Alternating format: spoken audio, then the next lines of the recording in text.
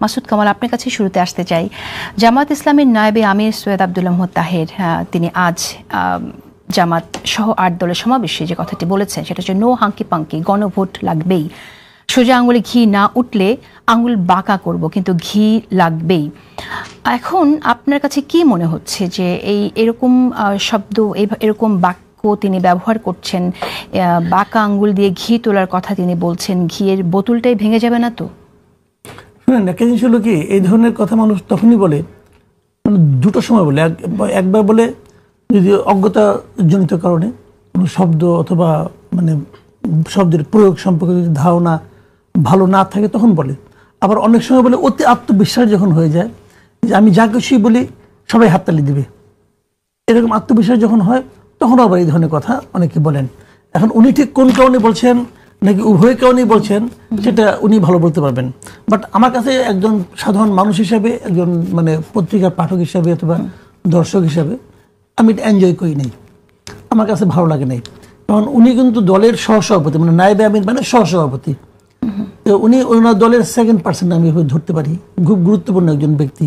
এবং বিভিন্ন সময় যখন নাকি ওনার দল যখন আপনার প্রেসের মুখোমুখি হয় সাধারণত উনি স্পোক্স পার্সনের মতো কাজ করেন।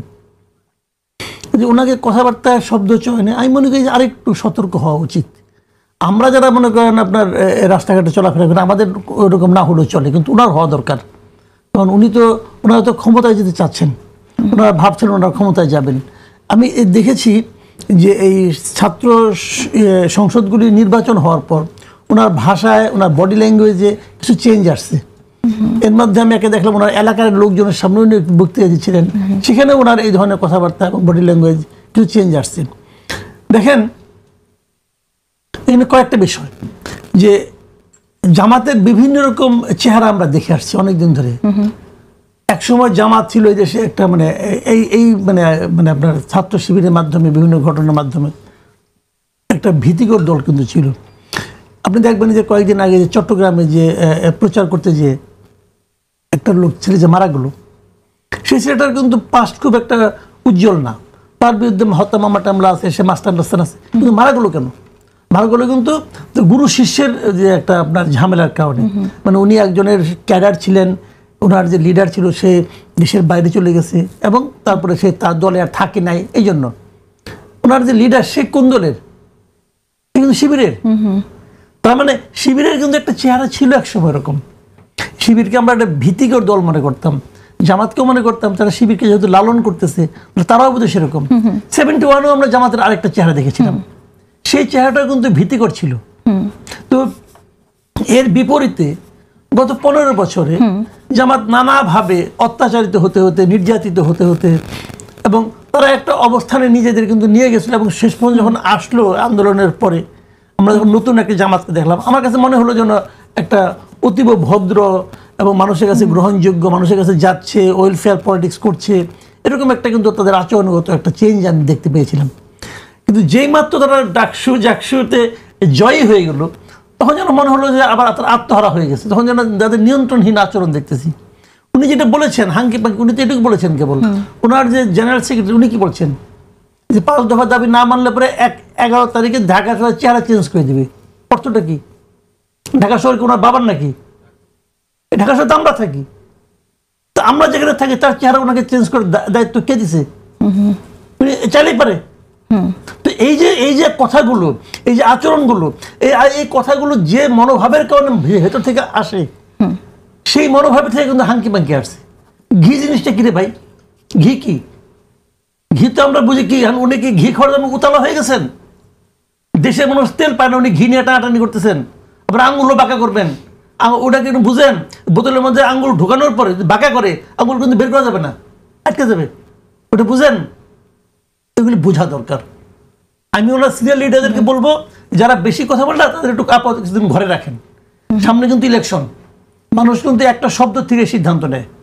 ওকে, আপনি একটি কথা এখানে বলেছেন, সেটা হচ্ছে যে আগে শিবিরের যে ইমেজ ছিল সেই ইমেজ আপনার কাছে মনে হয়েছে অনেকটা পরিবর্তিত হয়েছে, কিন্তু আবার আপনি বলছেন সৈয়দ তাহেরের কথার পরে আপনি দেখছেন সেই আভাসই যেন।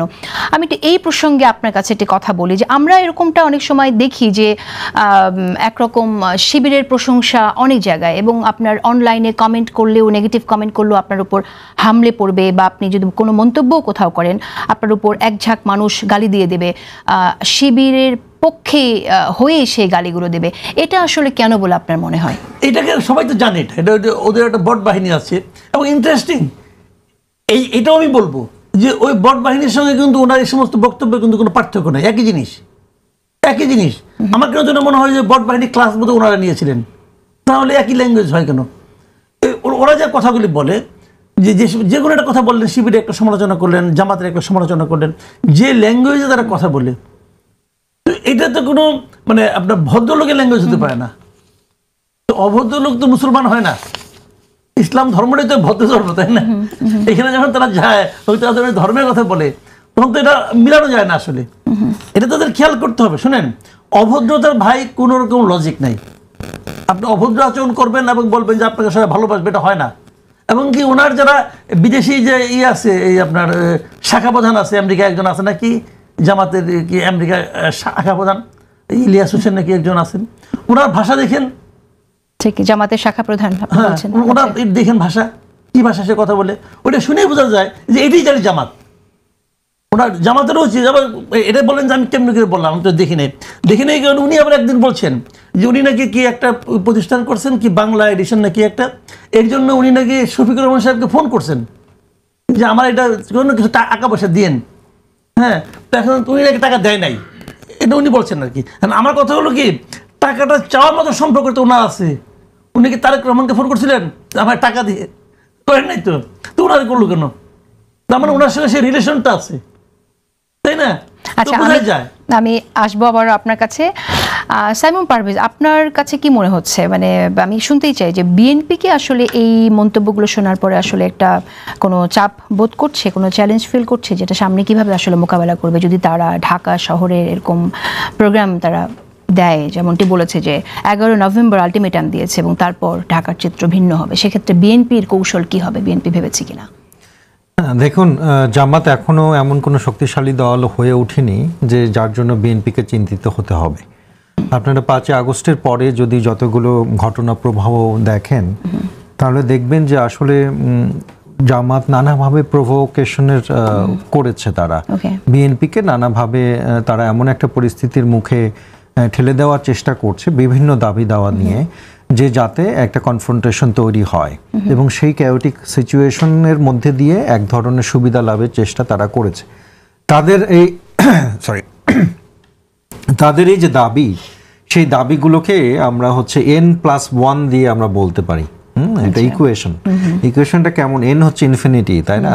তার মানে আপনি যতই দাবি ফিল আপ করেন সেটা বাড়তেই থাকবে এবং সেটার সাথে একটা যুক্ত হতে থাকবে। তো তার মানে আপনারা দেখেন যে তারা কিন্তু এর আগে পিআর নিয়ে অনেক কথা বললো, যে পিআর না মানলে তারা ওই যে ঢাকা অচল করে দিবে ইত্যাদি ইত্যাদি নানা রকম কিন্তু আমরা শুনেছিলাম। পিআর নিয়ে তারা আন্দোলনে যাবেন ইত্যাদি ইত্যাদি বললো, কিন্তু পিআর কি? এখন PR is a dead horse, তাই না? পিআর তো আর কোনোদিন দৌড়াবে না, এই ঘোড়া কোনোদিন দৌড়াবে না। তারা কিন্তু জানে, তারাও এটাও জানে যে হচ্ছে যে গণভোট প্রশ্নেও তারা কিন্তু এই সুবিধা লাভ করতে পারবে না। কিন্তু তারা এটা কেন করছে আসলে, এটা প্রশ্ন হতে পারে যে যারা তাদের মধ্যে দ্বিচারিতাটা যদি আপনি খেয়াল করে দেখেন, একদিকে যখন তারা পিআর নিয়ে কথা বলছিল, এখনো মাঝে মাঝে বলার চেষ্টা করে, বলছে এখনো বলছে 5 দফা দাবির প্রথম তো আছে পিআর নিয়ে কথা বলছে। এখন দেখছেন একই সাথে একটি রাজনৈতিক দল প্রত্যেকটি আসনে তাদের প্রার্থী ঘোষণা করেছে, সেই প্রার্থীরা তাদের লিফলেট ছাপিয়েছে, পোস্টার ছাপিয়েছে, মানুষের কাছে কাছে যাচ্ছে, প্রত্যেকটা হচ্ছে ডোরে নক করছে, এবং কিভাবে নক করছে, সেই আসনের প্রার্থী হিসাবে নক করছে প্রচলিত যে ফার্স্ট পাস দ্য পোস্ট, সেই দাবি মেনেই করছে তারা। কিন্তু সেই তারা আসলে যেটা করতে চাচ্ছে সেটা হচ্ছে বিএনপিকে বা অন্যান্য রাজনৈতিক দলকে বিভ্রান্ত করতে চাচ্ছে। সেই বিভ্রান্তির সুযোগে একটা খোলস বানাতে চাচ্ছে তারা, যে উপরে তারা এই বিভ্রান্তিটুকু তৈরি করবে আর নিচে তাদের ক্যাম্পেইন তারা চালাতে থাকবে। সেটাই কিন্তু তারা করছে। আপনারা খেয়াল করে দেখেন, যে দাবির কথা তারা বলছে যে একটা ওই এই পুরো প্রার্থীটা হচ্ছে নিয়ন্ত্রিত হবে দল থেকে এবং দল ঠিক করবে কোথায় প্রার্থী হবে ইত্যাদি ইত্যাদি, আবার তারা আবার একদম ইন্ডিভিজুয়াল প্রার্থী ঠিক করে প্রচলিত ভোটিং যে ব্যবস্থা সেই ব্যবস্থা মেনে নিয়ে তারা ক্যাম্পেইন করছে। তার মানে আসলে এই যে সমস্ত বিষয় তারা এটা করছে, তার একটা বড় কারণ হচ্ছে তারা প্রতিযোগিতায় এগিয়ে যেতে চায়। হ্যাঁ, প্রতিযোগিতায় এগিয়ে যেতে চায়, অন্যান্য রাজনৈতিক দলগুলোকে পিছিয়ে রেখে তারা প্রতিযোগিতায় এগিয়ে যেতে চায়। এটা নতুন না, কিন্তু আমরা দেখেছি যে জামাত বিভিন্ন সময়ে এই ধরনের নানা রকম ক্যামোফ্লেজ এবং দ্বিচারিতা আমরা এই দলটির স্বভাবের মধ্যে আমরা দেখতে পারি। যেমন দেখেন, আমি যখন এরশাদের সাথে সবগুলো রাজনৈতিক দল মিলে ঠিক করলো যে আমরা হচ্ছে এই স্বৈরাচারের সাথে ইলেকশনে যাব না, সে সময় দুইটি রাজনৈতিক দল গিয়েছিল, বিএনপি যায় নাই, কিন্তু একটি হচ্ছে আওয়ামী লীগ আর একটি হচ্ছে একটু জামাত। তো এর আগেও আপনি আরও যদি পিছিয়ে যান তাহলে আপনি 1971-এর কথা বলতে পারেন। ইভেন পাকিস্তানের সময়ও, পাকিস্তান যখন গঠন হয় তখন পাকিস্তান গঠনের বিরোধিতা তারা করেছে। আবার দেখেন, ভাষা আন্দোলনে যোগ দিয়ে আবার তারা বলছে ভাষা আন্দোলনে যোগ দেওয়া মনে হয় ভুল ছিল, ইত্যাদি নানা রকম দ্বিচারিতার মধ্যে হচ্ছে এই দলটি তৈরি হয়েছে। যে কারণে নতুন করে যে তারা যে নানা রকম হুমকি দিচ্ছে, এইটা আসলে বিএনপির মতো একটা বড় এবং সুসংগঠিত দলকে সেরকম কোনো হচ্ছে বড় ধরনের থ্রেট। আচ্ছা, আমি একটু সারওয়ার তুষার আপনার মন্তব্য শুনতে চাই। আপনিও কি তাই মনে করেন যে জামাতের এই কর্মসূচি আসলে তাদের দ্বিচারিতা থেকেই আসলে প্রসূত? আপনাকে ধন্যবাদ। জামায়াতের রাজনীতি আমার কাছে অনেক অস্পষ্ট লাগে এবং মনে হয় যে তারা একটা ধোঁয়াশা সৃষ্টি করতে চায়। আজকেও তারা যে কর্মসূচি করেছে এর বেশিরভাগ কর্মসূচি তারা নিজেরাও এটার ব্যাপারে সিরিয়াস এরকম আমার কাছে মনে হয় না। লোয়ার হাউসে পিআরের এটা তারা হচ্ছে সেই দল যারা সবার আগে 300 আসনের প্রার্থী মানে বসিয়ে দিয়েছে এবং তারা কাজ করছে রেগুলারলি, কিন্তু তারা আপার হাউস না, লোয়ার হাউস বা ওই আমাদের যেটা সাধারণ যে নির্বাচন ব্যবস্থা, আমরা যখন আপার হাউসে পিআরের কথা বলেছি তখন সেটা কিন্তু একটা সুনির্দিষ্ট কারণে ছিল, কিন্তু আপনি যখন লোয়ার হাউসে পিআরের জিনিসটা আনলেন তখন কিন্তু আসলে পুরো নির্বাচন ব্যবস্থাই আপনাকে বদলে ফেলতে হবে। এটা খুব রেডিক্যাল একটা চেঞ্জ এবং এটা একদিনে হওয়ার জিনিস না। এর সাথে স্থানীয় সরকারের সম্পর্ক আছে, যে আপনি সংসদ সদস্য উঠিয়ে নেবেন লোকাল জায়গা থেকে, তাহলে ওখানে সেই ধরনের স্থানীয় সরকার, কারণ কোনো না কোনো ধরনের জনপ্রতিনিধিত্ব থাকতে হবে। এই জিনিসগুলোর ব্যাপারে আমি যেটা অনেকবার যাদের সাথে আমার কথা হয়েছে নানাভাবে জিজ্ঞেস করেছি যে আপনাদের ধরেন আমাদের যে সকল রাজনৈতিক পজিশন আমরা নেই, আমরা একটা 6 মাস 7 মাস বয়সী দল, প্রত্যেকটা যদি আপনি আমাদের কাছে এটার কনসেপ্ট পেপার চান আমরা আপনাকে দিতে পারবো। যে শান্তিপূর্ণ ক্ষমতা হস্তান্তরের রূপরেখা আমরা সেটা কমিশনের কাছে দিয়েছি, মৌলিক সংস্কারের রূপরেখা, যা যা পজিশন নেব, কেন প্রধান উপদেষ্টাকে জারি করা উচিত জুলাই সনদ, যে সকল পজিশন আমরা নিয়েছি প্রত্যেকটা লিখিত অবস্থান আছে আমাদের। আপনি একমত হন কিংবা দ্বিমত হন, আমাদের একটা পজিশন আছে। কিন্তু তারা যে এই যে পিআরটা হঠাৎ করে নিয়ে আসলো, এখন আপনি যদি তাদেরকে বলেন যে এটার পেছনে কি দার্শনিক, কি রাজনৈতিক, কি কারণ, আসলে এটা কি আসলে 5টা দফা এখানে আছে, দাবি কি আসলে 5টা নাকি একটা, এই যে নির্বাচন পেছানো, এটাও কিন্তু অনেকে বলছে। সেটা জানি না। ওই যে নো হাঙ্কি পাঙ্কি আপনি আজকে শিরোনাম করেছেন, ওনারা কিন্তু অনেক চতুরতা করেন, যদি আমি হাঙ্কি পাঙ্কি নাও বলি, হ্যাঁ, কিন্তু করে আবার ওনারা অন্যদেরকে নো হাঙ্কি পাঙ্কি করতে বলছেন। বিশেষত তাহের ভাই, এটা আমি মাসুদ ভাইয়ের সাথে এই জায়গায় একমত যে উনি কিন্তু ইদানিং যে সকল বক্তব্য দিচ্ছেন, একবার কল রেকর্ডে একটা কথা বললেন, তো সেটার ব্যাপারে কোনো ক্ল্যারিফিকেশন আমরা তার কাছ থেকে পাই নাই, যে এটা কি উনি নিজের কল রেকর্ড করেন, ধরেন উপদেষ্টার সাথে কথা হচ্ছে, আপনি যদি অন্য কেউ প্রোভাইড করলে কারা করে, এগুলো কিন্তু খুব গুরুতর প্রশ্ন। এবং উনার মতো উনি নিজেই বলেছেন যে উনার এখন স্ট্যাটাস বৃদ্ধি পেয়েছে। উনি ওই যে এলাকার যে একটা বক্তৃতার কথা বললেন, উনি বলেছেন যে আগে এমপি ছিলাম, এখন এমপির চেয়েও মাশাআল্লাহ অনেক উপরে আছি, মানে জাতিসংঘে যাই, জাতিসংঘের লোকের আমার সাথে দেখা করতে আসে, ইত্যাদি ইত্যাদি। তাহলে উনার এই জায়গা থেকে তো উনি তো একজন অত্যন্ত প্রভাবশালী ব্যক্তি, ফলে তিনি যে কল রেকর্ডের হুমকিটা হঠাৎ করে দিলেন, কেন দিলেন এটা কিন্তু আমরা বুঝতে পারলাম না। উপদেষ্টাদের সমালোচনা তো আমরাও করে যাচ্ছি, কিন্তু আপনি কোনো একটা কি দাবি আদায় করার জন্য তাদেরকে ব্ল্যাকমেইল করার চেষ্টা করলেন কিনা? এই প্রসঙ্গটা আমি একটু গুরুত্ব দিয়ে দেখতে চাই, কারণ এখন যখন নির্বাচন সামনে এবং উপদেষ্টাদের কাছে আপনারা তাকিয়ে আছেন যে সরকার একটি সিদ্ধান্ত দেবে, সরকারকে আপনারা রেফারির ভূমিকায় দেখতে চাইছেন, সেই জায়গায় যদি আমরা ভাবি যে একটি দলের কাছে কোনো কয়েকজন উপদেষ্টার কণ্ঠ রেকর্ড আছে এবং তিনি অলরেডি বলেছেন যে এটা ফাঁস করে দেওয়া হবে, কখন এই কথাগুলো বলা হয় সেটা আমরা জানি। তো এর মধ্য দিয়ে আসলে কি এই উপদেষ্টা পরিষদকে বা সরকারকে প্রভাবিত করার মতো কোনো ঘটনা ঘটতে পারে কিনা? যদি হয় সেক্ষেত্রে আপনারা এনসিপি বা আমি এখান থেকে বিএনপির পজিশনে শুনতে চাইবো, আপনারা কিভাবে তাহলে মোকাবেলা করবেন বিষয়টিকে? মানে এটা তো আমরা প্রথমত আমরা তো মনে করি না যে ওনার এটা রাজনৈতিক কোনো আচরণ হয়েছে, উনি কল রেকর্ড, এবং এটা একটা গুরুতর কনসার্ন তৈরি করেছে যে আমি যখন রাজনৈতিকভাবে কারোর সাথে যোগাযোগ করব, কথা বলবো, তিনি যখন সেটা আবার এভাবে পরবর্তীতে ব্যবহার করতে চাইবেন, তখন তো একটা যে বিশ্বাস এবং আস্থা, এটা একটা মারাত্মক ঘাটতি হয়েছে। এবং ওনার যারা সম্ভাব্য মিত্র, তারাও তো ওনাকে সন্দেহ করা শুরু করবেন। কিন্তু ওনাদের দলের তরফ থেকে এটা নিয়ে কিন্তু আজকের আলাপ না, এটা আরও অনেক দিনের আগের আলাপ, প্রায় 15-20 দিন হয়ে গেল। সম্ভাব্য মিত্ররা তাকে সন্দেহ করা শুরু করবে, কিন্তু যাদের কল রেকর্ড অলরেডি আছে তারা তো বাধ্য হয়ে ভয় পেয়ে, আমরা জানি না, সেরকম যদি কোনো বিষয় থাকে তাহলে তারা তো একটু নমনীয় হওয়ার চেষ্টা করবে, বা তারা হয়তো তাদের মানে যেটা লজিক্যাল অবস্থান নেওয়ার কথা সেটা না নিয়ে তারা হয়তো কোনো একটা দাবির কাছে নথি স্বীকার করে ফেলতে পারে, আমরা জানি না। যেটাই হোক, মানে পুরো ব্যাপারটা আমার কাছে খুব মানে অ্যালার্মিং মনে হয়েছে, এবং ওনার জায়গা থেকে উনি এটা করতে পারেন না। কিন্তু জামায়াত ইসলাম দল হিসেবে কিংবা উনি কিন্তু এটা কোনো ক্ল্যারিফিকেশন দেন নাই। এটা নিয়ে যে এত সমালোচনা হয়েছে, অনেক সমালোচনা হয়েছে, কিন্তু ওনারা মোটা দাগে চুপচাপ ছিলেন। এখন সেইখান থেকে আর কি জামায়াত ইসলাম নির্বাচন পেছাতে চায় কিনা এটা আমি জানি না, কারণ তারা তো সবচেয়ে বেশি কাজ করছে নির্বাচন নিয়ে, দেখা যাচ্ছে অন্তত মাঠ পর্যায়ে। কিন্তু এই যে গণভোটের টাইমিংটাকে ওনারা এত গুরুত্বপূর্ণ করে তুলেছেন, গণভোটটা কিভাবে, আমরা যেটা ভাবছি যে গণভোটের মধ্য দিয়ে জনগণ যে রায়টা দেবে, গণভোট এবং নির্বাচন একই দিন হলেও কিন্তু আমাদের খুব বড় সমস্যা নাই, কারণ জিনিসটা একই, মানে এটা তাৎপর্য একই হয়। আগে হলেও যে কথা, ইলেকশনের দিন হলেও একই কথা, কিন্তু আগে হওয়ার অনেকগুলো বাস্তব সমস্যা দেখা দিয়েছে। যে যদি আগে আমার কাছে কিন্তু মনে হয় না যে আগে হলে যা ইলেকশনের দিন হলে তা, এটা আমার কাছে মনে হয় না। আপনার ব্যয়ের ব্যাপারটা যদি আপনি বাদেও দেন, তবু আগে হলে একটা কনসিকুয়েন্স আছে, কারণ তার মানে এটা হচ্ছে মানুষ রায় দিয়ে দিল, মানে তাৎপর্যের দিক থেকে একই জিনিস। আপনি গণভোটের যে মানুষ যে রায় দেবে, এটা তো আপনি ইলেকশনের দিন করলেও রায়, যেটা রায় আগে করলেও সেটা রায় না। তাহলে তো তখন জুলাই সনদ বাস্তবায়ন করে যদি আপনি ইলেকশন করতে চান, গণভোটের হ্যাঁ এর পক্ষে যদি হ্যাঁ জয়যুক্ত যদি হয়, তখন তো এই দাবিও আসতে পারে যে আমাদের তো এখন তত্ত্বাবধায়ক সরকারের অধীনে ইলেকশন আমরা করতে পারি, সেই দাবিও আসতে পারে। যে আমাদের পক্ষ থেকে দাবি আসতে পারে, তত্ত্বাবধায়ক সরকার ভোট দিয়ে সুযোগ নাই, তত্ত্বাবধায়ক সরকারের ব্যাপারটা সুযোগ নাই কেন? কারণ এটা যারা শুনানি করছেন তারা কিন্তু পরিষ্কার বলেছেন যে এটা 14th সংসদ নির্বাচন থেকে কার্যকর হবে, আর এই সরকার এই নির্বাচনটা তো এই সরকারের অধীনেই হবে। তত্ত্বাবধায়ক সরকার জুলাই সনদে যেভাবে নতুন যে ফর্মুলাটা উল্লেখ করা আছে, সেই ফর্মুলা অনুযায়ী এরপরে ইলেকশন থেকে হবে।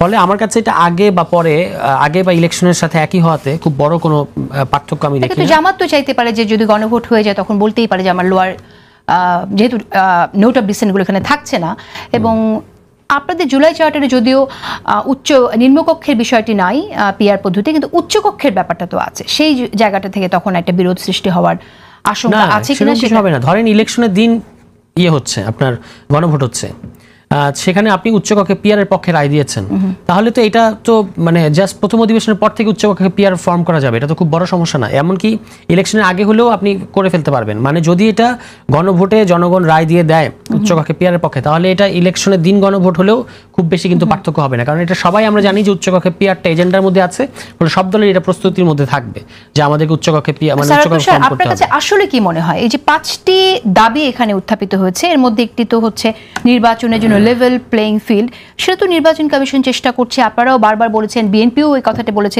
লেভেল প্লেইং ফিল্ডের কথা বলা হচ্ছে। জুলুম, নির্যাতন, গণহত্যা, দুর্নীতির বিচার, সেই কথাগুলো আমরা বারবার শুনছি।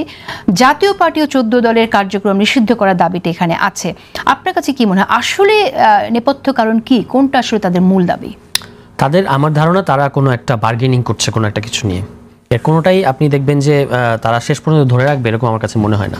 কোনো একটা বার্গেনিংয়ে তারা আছে, হয় সরকারের সাথে কিংবা অন্যান্য রাজনৈতিক দলগুলোর সাথে। এবং যখন অনুমান করতে পারেন কমিশনে আলোচনা হচ্ছে না, অনুমান করতে পারি, কিন্তু সেটা এখনই বলা যাবে না, মানে এটা শোভন হবে না, কারণ একেবারে বেশি হাইপোথেটিক্যাল হয়ে যাবে। কিন্তু একটা অনুমান অবশ্যই আমার আছে কেন তারা এই কাজটা করছে। কিন্তু যখন ধরেন আমরা আলোচনার মধ্যে ছিলাম কমিশনে, তখনও কিন্তু তারা মানে রাস্তায় সংগ্রাম করলো, কেন করলো এটা আমাদের কাছে পরিষ্কার হয় নাই। এবং এই যে লোয়ার হাউসে পিআর এর দাবিটা এনে তারা এটার ব্যাপারে অন্যদেরকে মানে ইনসিকিউর করে ফেলেছে, সন্দেহ প্রবণ করে তুলেছে যে হঠাৎ করে এটা কেন। তখন আপার হাউসে পিআর এর একটা খুব যৌক্তিক দাবিটাও কিন্তু মানানো যাচ্ছে না, মানে এখনো পর্যন্ত এটা আনসেটেল আছে। ফলে এটাকে তারা এই যে, এবং আপনার এখানে আলোচনা হচ্ছে, সব জায়গায় আলোচনা হচ্ছে যে কোন দেশে পিআর কাজ করেছে, কোন দেশে করে নাই। আমরা যে আপার হাউসে পিআর একটা খুব সুনির্দিষ্ট কারণে যে শুধুমাত্র সংবিধান সংশোধনী করার ক্ষেত্রে আপার হাউসকে ইনভলভ করতে হবে, এটাই ছিল এজেন্ডা। এখন আপনি লোয়ার হাউসে পিআর নিয়ে এসে এটা কোথায় কাজ করেছে, কোথায় করে নাই, মানে আলোচনাটা খুবই ডাইলুট হয়ে গেছে। তো এইটাও তাদের একটা আমি সমস্যা আকারে দেখি। এবং আমি তো বললাম যে ব্যাপারে নাহিদ ইসলাম একটা পোস্ট দিয়েছিল। মাসুদ কামাল, আমি আপনার মন্তব্য শুনতে চাই। সেখানে একটি বিষয়ে, কয়েকটি বিষয় আছে, আমি যদি একটু স্পেসিফিক্যালি বলি, দলগুলোর প্রার্থী মনোনয়নে এখনো স্বচ্ছতার অভাব রয়েছে বলে তারা বলছে। আপনিও কি তাই মনে করেন? পাশাপাশি শুনতে চাই যে বিএনপি যে 237টি আসনে অলরেডি প্রার্থী ঘোষণা করেছে, আপনি কিভাবে দেখছেন? না, দলগুলোর প্রার্থী নির্বাচন তারা বলতেছে কিসের উপর? মাত্র 2টা দল প্রার্থী দিয়েছে, বাকি দল প্রার্থীর নির্বাচনই করে নাই। এখন ওনারা যদি আগের নির্বাচনগুলির ইতিহাস ঘেঁটে যদি মন্তব্য করে তাহলে ঠিক আছে, কিন্তু কাজ তো করেছে 20 থেকে 24 অক্টোবর পর্যন্ত তারা এই সময় পরিস্থিতি মূল্যায়ন করে। বিএনপি এবং 20 থেকে 24 অক্টোবর এই সময়ের মধ্যে তো বিএনপির প্রার্থী দেয় নাই, তাহলে এই নির্বাচন অস্পষ্ট, তাদের এই মন্তব্য ভিত্তিটা কি এটা বুঝতে পারি না। অস্পষ্টতা আছে আমাদের এখানে যেভাবে প্রার্থী নির্বাচন হয়, জামাতের প্রার্থী কিন্তু ঘোষণা হয়েছিল, ওটা অস্পষ্ট না। তাহলে কি আপনার কাছে মনে হয় যে জামাতের প্রার্থী নিয়ে এই বক্তব্যটি দিয়েছে? এই মন্তব্য তখন জামাতের সঙ্গে এই মন্তব্য খাটেই না। জামাতের প্রার্থী নির্বাচন খুবই ওদের যে ওরা যেটাকে ডেমোক্রেসি বলে আর কি, ওদের মতো করে তারা করে, একটা সিস্টেমের মধ্যে তারা করে। ভোটিং সিস্টেম হয়, ভোট দেয়, সবাই স্থানীয় লোকজন ভোট দেয়, দিয়ে বলে কে কে প্রার্থী হবে। ওটা ওদের দলীয় শৃঙ্খলার মধ্যে আছে। এই মন্তব্য একদমই হাস্যকর মন্তব্য। নির্বাচনী পরিবেশ নিয়ে বলছি যে নির্বাচনী পরিবেশ এখনো নাজুক, এবং সেই জায়গা থেকে আমরা দেখছি যে পতিত আওয়ামী লীগ তারা নির্বাচন কিভাবে হয় দেখে নেবে। আবার কিছু কিছু ঘটনাও ঘটছে মনোনয়ন পাওয়ার পরেই। ওভারঅল আপনার কি মনে হয় যে আসলে পরিস্থিতি নাজুক এবং সরকারের আসলে সেক্ষেত্রে কি করা? আমি এটাও এখনো মনে করি না। আমি মনে করি না কেন সেটা আমি বলি, পুলিশ আসলে খুব ভালো অবস্থায় নাই। এটা নাই এই জন্য আমি পুলিশকে দায়ী করবো না, এই জন্য আমি দায়ী করবো গভর্নমেন্টকে। গভর্নমেন্ট মাঝে মাঝে বলে না যে পুলিশের সে মনোবল ফিরিয়ে আনা যায় না। এই গভর্নমেন্ট কি পুলিশের মনোবল ফিরিয়ে আনার জন্য কোনো পদক্ষেপ নিছে? একটা সিঙ্গেল একটা আপনি দেখেন স্টেপ নিছে এই গভর্নমেন্ট? নাই। কাজে পুলিশের মনোবল ফেরার কোনো কারণও নাই। কিন্তু তারপরেও আমি মনে করি, যেহেতু আপনার সেনাবাহিনীকে নামানোর কথা বলা হচ্ছে, এবং স্ট্রাইকিং ফোর্স হিসেবে না, একদম মানে ম্যাজিস্ট্রেসি পাওয়ার দিয়ে সম্ভবতকে নামানো হচ্ছে, হ্যাঁ, আইন শৃঙ্খলা বাহিনী হিসেবে, হ্যাঁ, আইন শৃঙ্খলা বাহিনী হিসেবে। সেটা যদি হয় তাহলে আমি মনে করি ভাই এই নির্বাচনের পরিবেশ নিয়ে খুব একটা ঝামেলা হবে না। এটা আমার ধারণা। যদি ফেব্রুয়ারিতে নির্বাচন হয়, যতটা আশঙ্কা করে অতটা ঝামেলা হবে না। আবার মাঝখানে বিভিন্ন আপনার ইন্টারন্যাশনাল কয়েকটা মিডিয়াতে শেখ হাসিনার একটা ইন্টারভিউ দেখলাম। সেই ইন্টারভিউতেও কিন্তু উনি বলে নাই যে তারা নির্বাচন প্রতিহত করবে, তারা ভোট না দেওয়ার আহ্বান জানাইছে। এখন যদি ওনার আহ্বান যদি ওনার দল লোকটা মানে, ওনার যারা নেতা কর্মী আছে অথবা যারা নাকি সমর্থক আছে, তারা যদি মানে, তাহলে এখানে আমি সংঘাতে কোনো ইঙ্গিত দেখি না। কাজে আমি কিন্তু নির্বাচন নিয়ে যে নির্বাচন হবে না, নির্বাচন নিয়ে মারামারি হবে, রক্তগঙ্গা বয়ে যাবে, এই ধরনের বিষয় কিন্তু আমি মনে করি না ভাই। আমি মনে করি যে যতটুকু যা ঝামেলা হতে পারে, এটা হলো যা হবে এটা হবে অন্তর্দলীয় কোন্দলের কারণে হবে। মানে বিএনপি যে জামাতকে পিটাবে না, জামাত এসে বিএনপিকে পিটাবে না, এবং সেটা আমরা মনে হয় কিছুটা দেখছি অলরেডি। এটা হবে না, কিন্তু যেটা হবে অন্তর্দলীয় কোন্দল, যে যিনি নম্বর বিএনপি সমস্যাটা বেশি হবে। কারণ বিএনপি কি করবে? বিএনপির একটা এলাকায় 10 জন 12 জন প্রার্থী হয়ে গেছে। এখন একজন মনে করেন যেটা নাকি তারেক রহমান বলছেন যে আমি তো একজনের বেশি দিতে পারবো না, তাহলে বাকি 9 জন আনহ্যাপি হবে। এখন উনি বলেন যে বাকি 9 জনকে আমরা অন্যভাবে দেখবো, অন্যভাবে তাদের মূল্যায়ন করবো।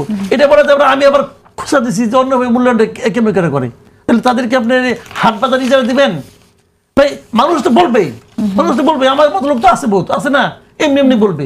এখন উনি পড়ে গেছে একটা চেঙ্গির মধ্যে, কোন দিকে যাবে? এদিকে বললেও বলে ধরে, ওদিকে বললেও ধরে। কিন্তু এর মধ্যে কিন্তু ওনাকে ম্যানেজ করতে হবে, এবং কতটা ডিপ্লোম্যাটিক্যালি ম্যানেজ করতে পারবে এটা ওনার যারা সহযোগী আছে, বুদ্ধিদাতা, পরামর্শদাতা আছে, সাইমন পারভেজ আছে। আচ্ছা, আপনি তো বললেন যে জামাত খুব সুশৃঙ্খলভাবে কাজ করে, ক্যাডার ভিত্তিক রাজনীতি তারা করছে, এবং স্বচ্ছতার সাথেই তারা নিশ্চয়ই গণতান্ত্রিক পদ্ধতিতে প্রার্থী নির্বাচন করছে, এমনটাই আপনি বললেন। কিন্তু আমরা দেখছি জামাতেও এবার কোন্দল নমিনেশন দেবার পর, আমরা যদি উল্লেখ করি পাবনা 5, ময়মনসিংহ 6, কুমিল্লা 4, এই আসনগুলোতে প্রকাশ্যে বিরোধ এবং প্রার্থীকে লাঞ্ছনা, অবাঞ্ছিত ঘোষণা করা, এই ঘটনাগুলো ঘটেই যাচ্ছে। আপনার কি মনে হয় তাহলে আসলে সেই ক্যাডার ভিত্তিক রাজনীতি যেটা জামাত করে এসেছে সেটা কি ভেঙে পড়ছে? শুনেন, ক্যাডার ভাঙে নাই। মূল সমস্যার কথা আমি বলি। মূল সমস্যাটা হলো যখন নাকি একটা দল নিজেরা ভাবে যে আমরা ক্ষমতায় যাচ্ছি, তখন এই ধরনের কোন্দল হবে, একটু না হলে একটু হবে। কারণ সেটা সবাই তো ক্ষমতার ভাগটা চায়। আমাদের দেশে পলিটিক্যাল পার্টিগুলোর আসলে মূল থিওরিটা কি? তারা দেশটাকে মনে করে একটা বিশাল একটা কেক, এই কেকের আমি কতটুকু ভাগ পাবো। কেক কি করে খায়? তো আর তো কিছু করে না, এটা কতটুকু পাবো, যতটুকু পাবো ততটুকু আমি খাবো। এই হলো আমাদের দেশে কোন্দল হওয়া মানে ক্ষমতায় যাওয়ার বার্তা। আমি কেকটা পাইলাম না, কেকটা আমি হয়তো পাইলে উচ্ছিষ্ট পাবো। এই জিনিসটা কিন্তু এখন জামাত কেন যেন মনে করতেছে যে তাদের মধ্যে একটা চান্স আছে, যে জন্য এই ঝামেলাগুলি হচ্ছে। যদি চান্স না থাকতো দেন আপনি এনসিপি, কোনো ঝামেলা হবে না। এনসিপি কোনো ঝামেলা হবে না, দেখেন আপনি কোনো ঝামেলা হবে না। মনে করেন ওরা ক্ষমতা যাবে, এক নাসিরুদ্দিন পাটোয়ারি ছাড়া ওদের দলের কেউ মনে করে কিনা আমার সন্দেহ আছে। পাটোয়ারি মনে করে যে আমরা ক্ষমতায় যাবো, কিন্তু এটা বাস্তবতা ভাই। ঠিক আছে, আমি যখন তারা ক্ষমতার জন্য যখন দাবি জানাবে, ধরেন 5 বছর পরে, আমি তো আশা করি যে আপনার 5 ইয়ার তারা ক্ষমতার দাবিদার হইতেও পারে। যদি হয় তখন দেখবেন ওখানেও ঝামেলা হবে। ওকে, আমি আসবো আবার আপনার কাছে। সাইমুম পারভেজ, আপনি আইআরএর এই প্রাক নির্বাচনী প্রতিবেদনটাকে কিভাবে দেখছেন? আপনার কাছে একটু শুনবো। সেখানে তারা নির্বাচনী পরিবেশ বলছে নাজুক, এখনো নিরাপত্তা বাহিনী নিরপেক্ষতার ক্ষেত্রে অবিশ্বাস রয়েছে, সেই মন্তব্যটিও এখানে আছে। রাজনৈতিক এবং অংশীদারদের সঙ্গে নিয়মিত সংলাপ গুরুত্বপূর্ণ, সেরকম সংলাপের অভাব আছে বলেই নিশ্চয়ই কথাটি বলছে। এবং এর সাথে একটু অ্যাড করি, যেটা মাসুদ কামাল যেটা বললেন, যে প্রার্থীদের আপনারা নমিনেশন দিচ্ছেন না এবং বলছেন যে অন্যদেরকে ভিন্নভাবে পুরস্কৃত করা হবে, সেই ভিন্নভাবে মানে কিভাবে আসলে পুরস্কৃত করা হবে? খুব চমৎকার প্রশ্ন করেছেন। আমি প্রথমেই আইআরআই এর কথা বলি। আইআরআই কিন্তু নতুন না, হ্যাঁ, বাংলাদেশে বিভিন্ন সময় তারা এসেছে, তারা জরিপ করার চেষ্টা করেছে এবং আমরা শেখ হাসিনার সময় আমরা দেখেছি যে শেখ হাসিনা কত গ্রহণযোগ্য সেটা নিয়েও জরিপ তারা করেছে এবং তারা দেখিয়েছে যে যেমন 2014-এর ইলেকশনে মনে করেছিল, 18-এর সময় করেছিল, তারা কিন্তু খুব একটা যে শেখ হাসিনার বিরুদ্ধে সার্ভে রেজাল্ট পেয়েছে সেটা না সেই সময়। হ্যাঁ, তার মানে আইআরআই এর যে মূল্যায়ন, সেই মূল্যায়ন এবং যারা কাজ করেন তাদের সাথে আমি মোটামুটি তাদেরকে চিনিও, তো যে কারণে এইটা নিয়ে আমি আসলে খুব একটা বদার করি না। হ্যাঁ, কারণ একটা যখন আপনি একটা সার্ভে করবেন সেটা তো একটা প্রক্রিয়া আছে, তাই না? একটা স্যাম্পল সাইজ আছে, আপনার তো একটা লার্জ স্যাম্পল সাইজ লাগবে। অথবা যদি আপনি এই ইলেকশনের নমিনেশন সার্ভেও করেন তাহলে একটা বড় একটা স্যাম্পল সাইজ নিয়ে এমপিদের যারা নমিনেট করা হয়েছে এই প্রত্যেকটা দলের সাথে এবং প্রত্যেকটা এমপি ক্যান্ডিডেট তাদেরকে আপনি তুলনামূলক সবগুলো বিশ্লেষণ করে একটা সিদ্ধান্তে যাবেন। তো তারা সিদ্ধান্ত দিয়ে দিলেন একটা রাজনৈতিক দলের অস্পষ্ট একটা ঘোষণা নিয়ে, যেমন বিএনপিটা এখন এনসিপি বাকি আছে, অন্যান্য রাজনৈতিক দল বাকি আছে, তখন মনে জামাত শুধু দিয়েছিল। এইগুলো হচ্ছে কি, আমরা তো একটা আমাদের জাতি হিসেবে আমরা এখন একটা কলোনিয়াল একটা বিষয়ের মধ্যে বসবাস করি।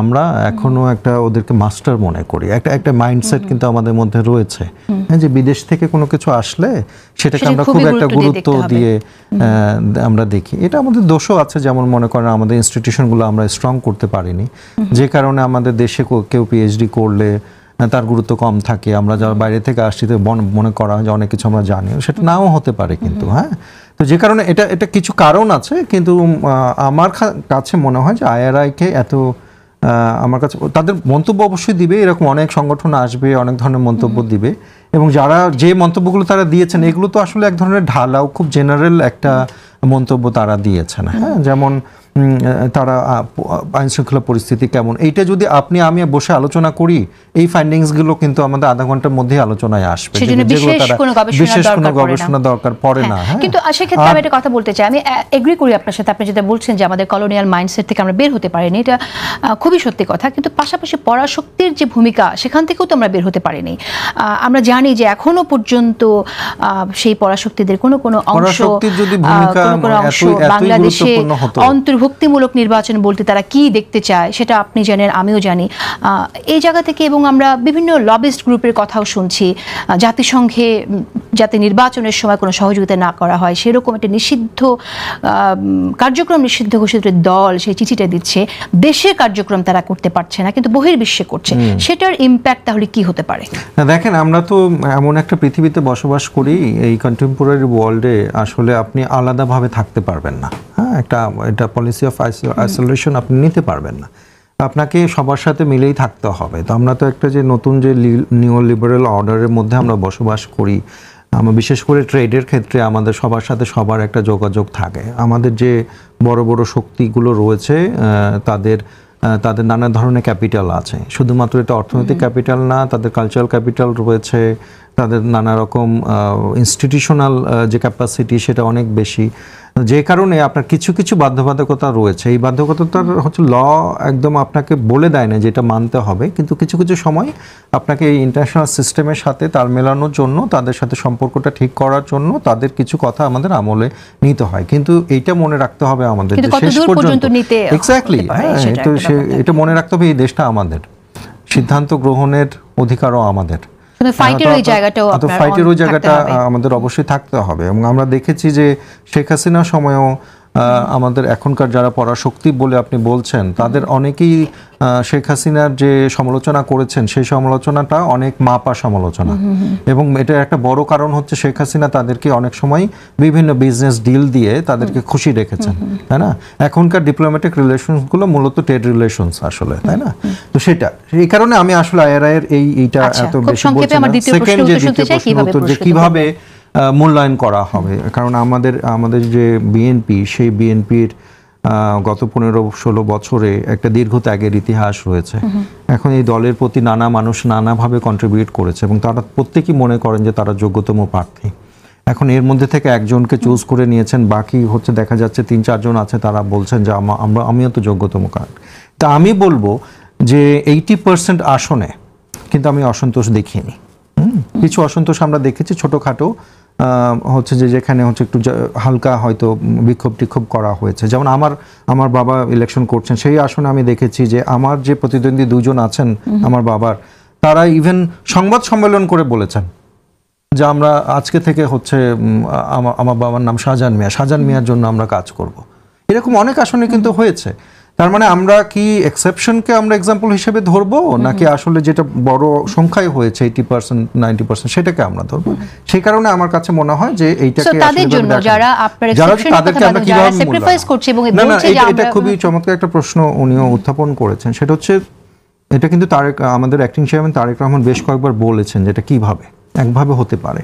সেটা হচ্ছে তাদেরকে ইজারা বা অন্য না দিয়েও করা যেতে পারে। সেটা হচ্ছে আমাদের এখানে 2টা কাঠামো আছে, একটা সরকারের কাঠামো রয়েছে, একটা দলের কাঠামো রয়েছে।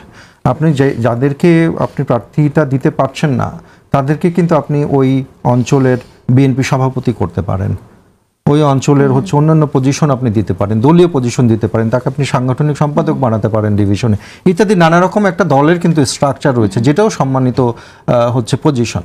তো আমার কাছে মনে হয় যে উনি অন্যভাবে মূল্যায়ন করতে যে শুধুমাত্র টাকা দিয়েই মূল্যায়ন করতে হবে, শুধুমাত্র সুবিধা দিয়েই মূল্যায়ন করতে হবে সেটা না, এটা সম্মানের মূল্যায়নও আছে। যেমন এর মধ্যে একটা বড় অংশ যারা শিক্ষিত, যারা হচ্ছে নানা ধরনের এক্সপার্টিস তাদের রয়েছে, তারা আমাদের হয়তো আপার হাউসেও চলে আসতে পারেন, তাই না? আমাদের এই যে বাংলাদেশে প্রচুর ইনস্টিটিউশন আছে, যে ইনস্টিটিউশনগুলোতে হচ্ছে লিগালি হচ্ছে পলিটিক্যাল হেড নিয়োগ করা হয়, তাই না? প্রচুর ইনস্টিটিউশন আছে, সেখানে তাদের হয়তো নিয়োগ দেওয়া হতে পারে যদি তাদের যোগ্যতা থাকে। তো এইভাবে আমি বলতে চাচ্ছি যে শুধুমাত্র হচ্ছে যে ইললিগালি নানাভাবে সুবিধা যে মূল্যায়ন করা সেটা না, হচ্ছে লিগালি এবং আমাদের নিয়ম মেনেই হচ্ছে নানাভাবে তাদেরকে পদায়ন করা সম্ভব বলে আমি মনে করি।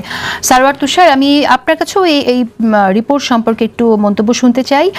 পাশাপাশি একটু জানতে চাই যে আপনারা তো এখন বলছেন 300 আসনে প্রার্থী দেবেন এবং কারোর সাথে জোট আপনারা করছেন না। মনোনয়ন কবে থেকে, প্রার্থীদের নাম আমরা কবে পাবো এবং জি, এটা জরিপ তো এরকম অনেক হয়েছে এবং আরো হবে। আর আইআরআই এর বিশেষ উদ্দেশ্য থাকে বিভিন্ন জরিপ করার আগে। তবে এখানে যে একটা যেটা কথা এসেছে যে আইন শৃঙ্খলা পরিস্থিতির ন্যায্যতা, এটা কিন্তু একেবারে উড়িয়ে দেওয়া যাবে না, এটা কিন্তু বাস্তবতা আছে। মানে আমরা লোকাল পর্যায়ে যাচ্ছি, সেখানে আইন শৃঙ্খলা পরিস্থিতি খুব একটা যে এখনো পর্যন্ত মানুষের মধ্যে আস্থাহীনতা আছে, অবিশ্বাস আছে, এটা সত্য, এবং আতঙ্ক আছে। একটা প্রশ্ন খুব বেশি শোনা যায়, সেটা হচ্ছে নির্বাচন হবে, এই প্রশ্নটা। মানে আমার কাছে অবশ্য ব্যক্তিগতভাবে কখনোই মনে হয় না যে নির্বাচন নিয়ে কোনো অনিশ্চয়তা তৈরি হচ্ছে। নানা ধরনের ধূম্রজাল তৈরি করার চেষ্টা হয়, কিন্তু ইলেকশনের পথেই আমরা যাচ্ছি, কিন্তু মানুষের মধ্যে এই প্রশ্নটা আছে, ফলে ওই অবিশ্বাস এবং আস্থাহীনতা আছে, এটা সত্য। এখন এটা কাটানোর দায়িত্ব সরকারের। প্রধান উপদেষ্টাকে আমরা বারবার বলতে শুনি উনি শ্রেষ্ঠ নির্বাচন করবেন, কিন্তু মানে বাংলাদেশ ইতিহাসে শ্রেষ্ঠ নির্বাচন করবেন, কিন্তু সুষ্ঠু নির্বাচন করতে হবে। শ্রেষ্ঠ নির্বাচন করলেও সুষ্ঠু নির্বাচন করতে হবে। এখন এটা তো শুধুমাত্র উনি বলবেন আর হয়ে যাবে এরকম না, এই জন্য কিছু পদক্ষেপ নিতে হবে। সেই পদক্ষেপ নেওয়ার কিছু ঘাটতি সরকারের দিক থেকে আমরা দেখতে পাই। এর বাইরে আমাদের দলের কোথায় কোথায় ঘাটতি দেখতে পান? মানে আসলে জনপ্রশাসন এবং পুলিশ প্রশাসন কতটুকু সরকারের কর্তৃত্বের আওতায় আছে বা কতটুকু নিয়ন্ত্রণে আছে, এটা নিয়ে অনেক সময় প্রশ্ন করা যায়। যেমন আপনি দেখবেন প্রধান উপদেষ্টা কয়েকদিন আগে বললেন যে জনপ্রশাসনের ব্যাপারগুলো এবার আমি দেখবো, অথচ উনি কিন্তু শুরু থেকেই জনপ্রশাসন উনার কাছে। এই জনপ্রশাসন নিয়ে যে একটা কমিটি করা হয়েছে বিভিন্ন পদে নিয়োগ টিয়োগ দেওয়ার জন্য, ওই ক্যাবিনেট কমিটি বা এরকম টাইপের, তো সেটা নিয়ে কিন্তু প্রত্যেকটা রাজনৈতিক দলই প্রশ্ন করেছে। বিশেষত বিএনপি প্রশ্ন করেছে, আমরা প্রশ্ন করেছি, এবং আপত্তিও জানিয়েছে। কিভাবে এই নিয়োগগুলো হচ্ছে সেগুলো নিয়ে অনেক, যেমন আগে পিএম অফিসে ছিলেন, নিযুক্ত ছিলেন এমন একজনকে ডিসি করা হয়েছে, এরকম কয়েকটা উদাহরণ আছে। হ্যাঁ, এখন এই নিয়োগগুলো কিভাবে হয়েছে, এখানে অনেক ভুতুরে কাণ্ড ঘটে গেছে যেটা নিয়ে আমরা কোনো কেউ হয়তো বুঝতেও পারি না। এখন অনেক নির্বাচনের 3 মাস আগে এসে প্রধান উপদেষ্টার সম্বিত ফিরেছে যে এটা আমাকে দেখতে হবে, কিন্তু এটা কিন্তু তার আওতায় ছিল, কিন্তু উনি 3 মাস পরে মানে নির্বাচন 3 মাস আগে এটা বুঝতে পারলেন। এটা খুব দুঃখজনক আর কি। তো অনেক সময় মনে হয় যে তিনি ভাবেন যে ওনার যেহেতু ইন্টেনশনে কোনো ঘাপলা নাই, সুতরাং হয়ে যাবে সব কিছু, ওনাকে দেখলেই উনি সামনে থাকলেই সব কিছু হয়ে যাবে। কিন্তু ব্যাপারগুলো তো সহজ না, অনেকগুলো পদক্ষেপ নেওয়ার ব্যাপার আছে। আমলাতন্ত্রের ভেতরে অনেকে আছে যারা আসলে আগের রেজিমের প্রতি লয়াল, ফলে তাদেরকে আপনার চিহ্নিত করা, তাদেরকে এই ইলেকশন পুরো প্রসেস থেকে দূরে রাখা, এগুলো অনেকগুলো প্র্যাকটিক্যাল পদক্ষেপ নেওয়ার আছে যেটা আমরা সরকারের তরফ থেকে দেখিনি। এবং আমার কাছে মনে হয় ধরেন এই উপদেষ্টাদেরকে দেখলে আমার যেটা মনে হয় তাদের মধ্যে সিরিয়াসনেস নাই, মানে এরকম একটা ক্রিটিক্যাল টাইম আমরা পার করছি, এই টাইম পার করার জন্য যে ধরনের শক্ত এবং দৃঢ় মানসিকতার হওয়া দরকার সেটা তাদের মধ্যে আমি সামহাও মাঝে মাঝে মিসিং দেখি। এবং তাদের কাছে মনে হয় যে তারা একটা পেইড লিভের মধ্যে আছে। আমি অনেকবার বলেছি কথাটা যে তারা একটা পেইড লিভের মধ্যে আছে, তারা আবার যার ওই যে একটু আগে আমরা আলাপ করছিলাম যে কাজ টাজ করে আবার কিন্তু চলে গেছে আমেরিকায়, এরকম হওয়ার ব্যাপার আছে যে আমি আমার আগের জায়গায় ফিরে যাব। কিন্তু আপনাকে যে বাংলাদেশ একটা গুরুত্বপূর্ণ দায়িত্ব দিয়েছে 1.5 বছরের জন্য, যে ট্রানজিশন পিরিয়ডটা সুন্দর মতো হওয়া, শান্তিপূর্ণ হওয়া, এবং এটা কিন্তু এটা মানে আপনার ওই বার্ডেনটা ফিল করতে হবে, মানে ওইটা তাদেরকে সামহাও এটা মনে হয় না আর কি। এর বাইরে আমাদের নমিনেশন নিয়ে যেটা আমরা তো কিছু নাম অলরেডি প্রকাশিত হয়েছে মিডিয়া মারফত, সেগুলো আমাদের আনুষ্ঠানিক কোনো ঘোষণা না, কিন্তু মোটামুটি সেগুলো সবাই যেগুলো জানে শীর্ষ নেতৃত্বের ক্ষেত্রে, যেমন আমাদের আহ্বায়ক কোথা থেকে ইলেকশন করবেন, হাসনাত, সার্জিস, নাসিরউদ্দিন পাটোয়ারি, আখতার হোসেন, তাসনিম জারা কিংবা আমরা কোথা থেকে ইলেকশন করব, সেগুলো মোটামুটি সেটেল। ওই জানা জিনিসগুলি পত্রিকায় আবার এসেছে।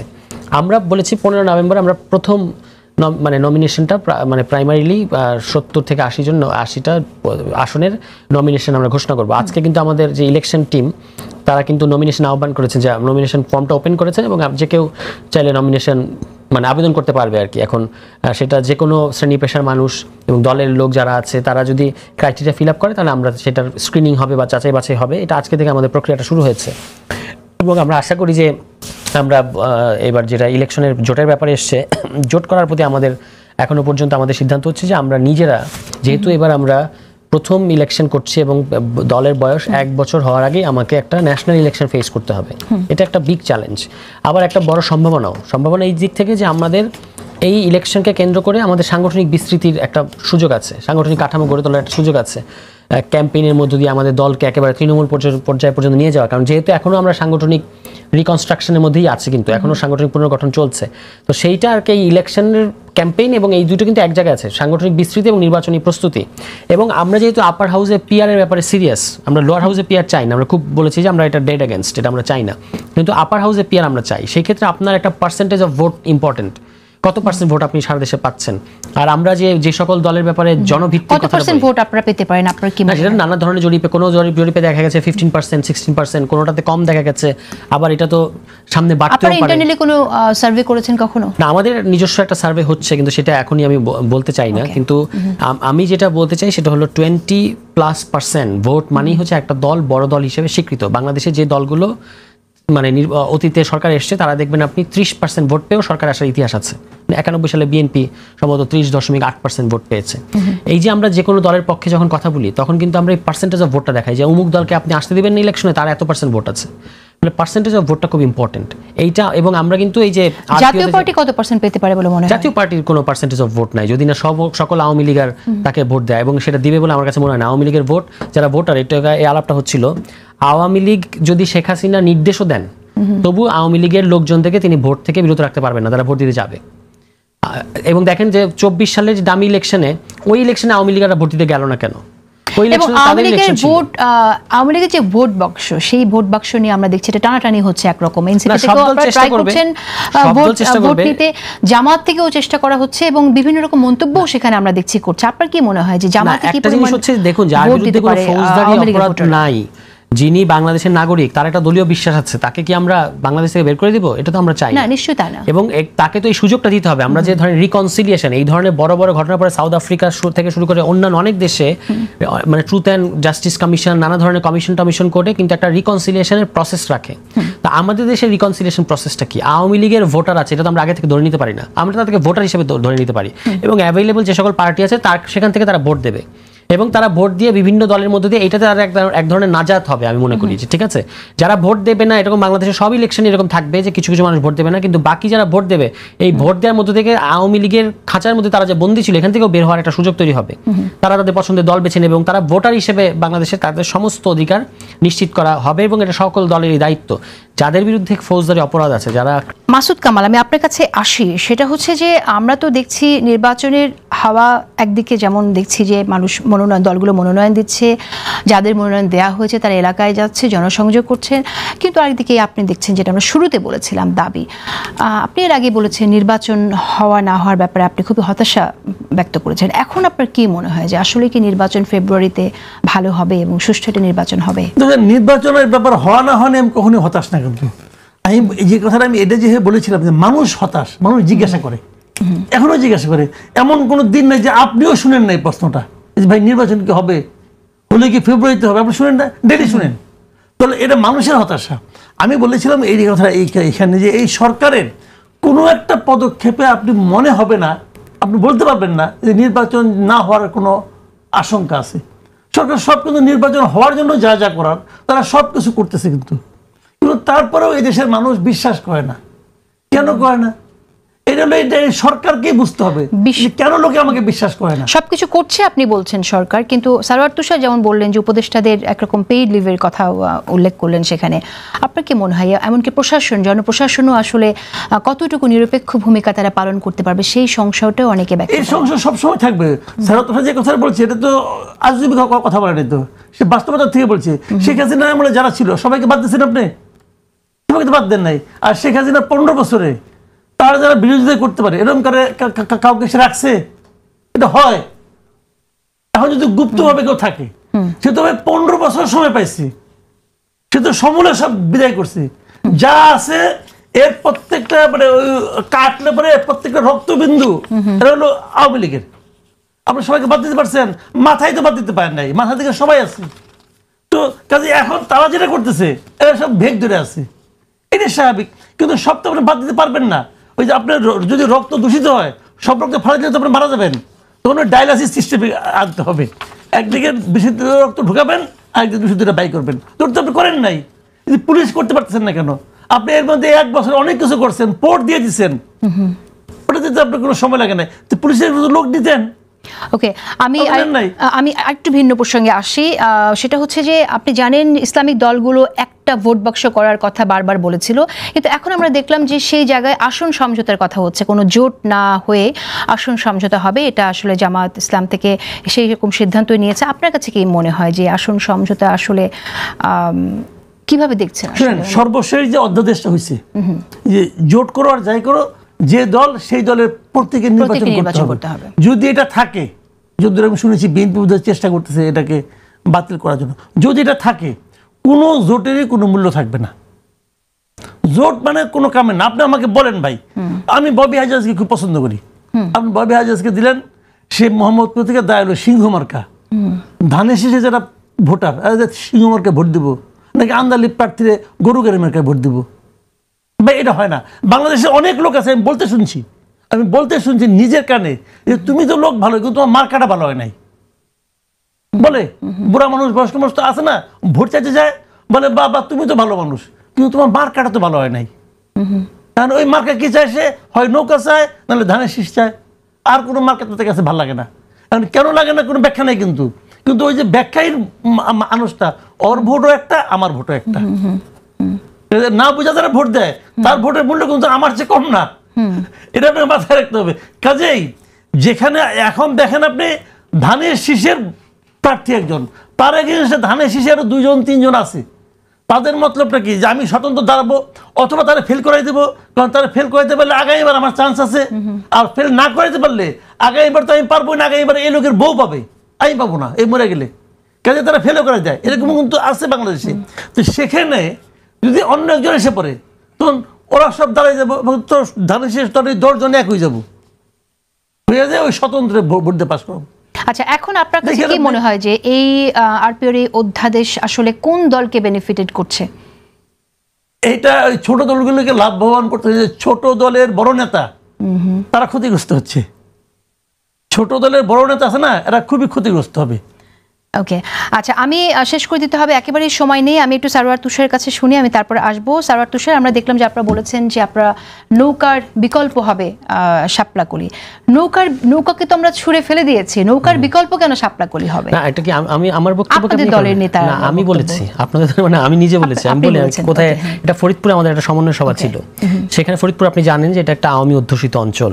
তো সেখানে একটা এরকম একটা ইমপ্রেশন কাজ করে যে যেহেতু নৌকা নাই, আগে যেটা শেখ হাসিনা বলতো যে বিকল্প নাই বাংলাদেশে, তা আমার বক্তব্যটা ছিল এটা একটা রেটরিক্যাল বক্তব্য যে নৌকা ডুবে গেছে। আমি পরিষ্কার বলেছি, আপনি সার্চ করলে এখনো পাবে যে নৌকা ডুবেছে, শাপলা ভাসবে। তখন আমরা শাপলা কলিটা তখন নিশ্চিত হয় নাই, তখন শাপলা চাচ্ছিলাম আমরা। তো নৌকা ডুবেছে, শাপলা ভাসবে, এবং নৌকার বিকল্প মানে নৌকার রাজনীতি শাপলা করবে সেটা না, কিন্তু যেমন প্রয়োজন সেখানে তেমন বলছেন না, মানুষের কাছে বিকল্প আছে, এটি ছিল বক্তব্য যে মানুষের সামনে বিকল্প আছে। ফরিদপুরের মানুষ বা বৃহত্তর ফরিদপুরের অঞ্চলের মানুষের মানে কোনো শূন্যতা নাই। এখানে নতুন রাজনৈতিক দল আছে, অন্যান্য রাজনৈতিক দল আছে, তারা চাইলে যে কোনোটা বেছে নিতে পারবে, ফলে এখানে বিকল্পের কোনো অভাব নাই। এইটা ছিল আমার বক্তব্য।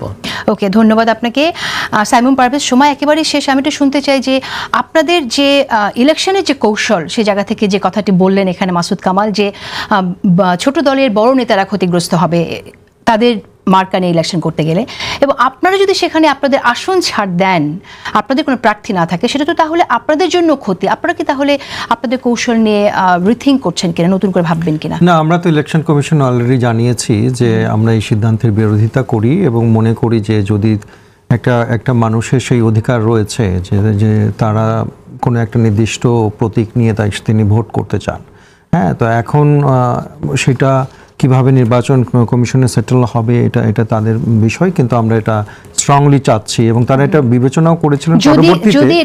পরবর্তীতে আপনি দেখেছেন যে জামাতের আসলে এক ধরনের চাপই এটা ইলেকশন কমিশন করেছে, হ্যাঁ, যে কারণে আমার কাছে মনে হয় এটা পুরোপুরি অযৌক্তিক।